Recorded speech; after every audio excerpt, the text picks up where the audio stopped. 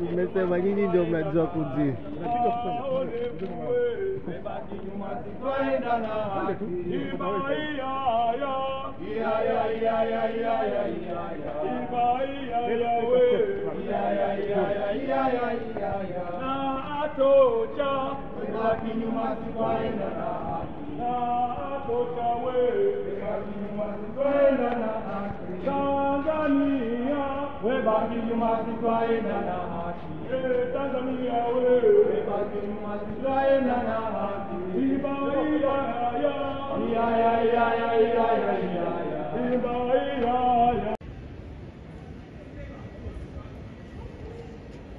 It's been very difficult because Bonny fights for people. If this was anybody, Bonny would have been here.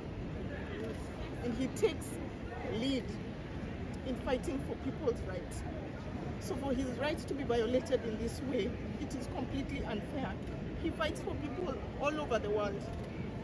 So it's not fair that they are holding him, whatever they are holding him for. It's not fair, it's not right. They need to release him and send him home. Pole sana. Maybe could you?